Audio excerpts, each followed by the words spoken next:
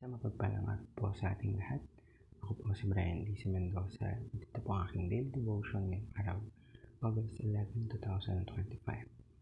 Ngayong araw po ating tutuloy ating series which is a seminary edition. Specifically, ang topic po natin for this day is about principalities and powers. So ano ang spiritual na pagkikipaglaban? Now, ang ating talata po ay magagaling sa Ephesians chapter 6 verse 12. Sabi po rito, For we do not wrestle against flesh and blood, but against the rulers, against the authorities, against the cosmic powers over this present darkness, against the spiritual forces of evil in the heavenly places. Now, upang ating mas malaman kung sabihin ng talatang ito at upang mas maintindihan natin ating devotion, ngayon po tayo tutugla ako sa ating teaching for today. So si Jesus Christ po, He is not just a passive observer in the spiritual realm. So He actively wages war against po sa forces ng darkness.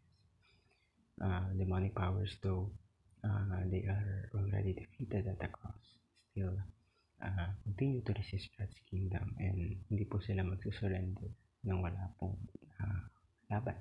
So meaning yung Christian life is live on the battlefield, not on a playground.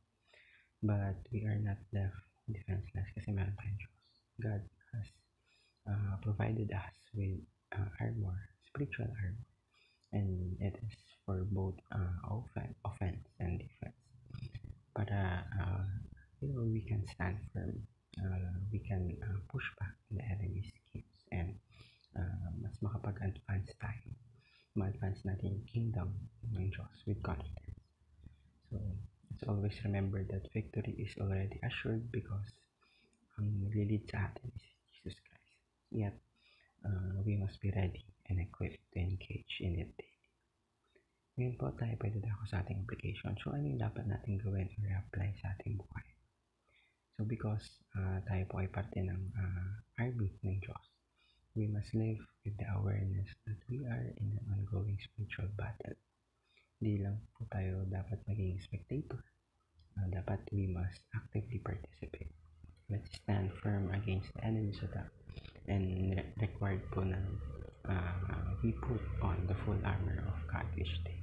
So, we must put the truth, the righteousness, readiness, faith, salvation, and the Word of God para maprotektahan natin yung sarili natin and para makapag-fight tayo, makapag-laban tayo effectively.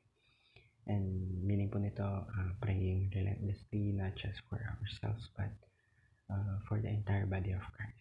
That God's advancing army would remain bold, would remain united and unstoppable under the leadership of our victorious King, which is our Lord Jesus Christ. Naway marami po tayong natutunan sa araw na ito.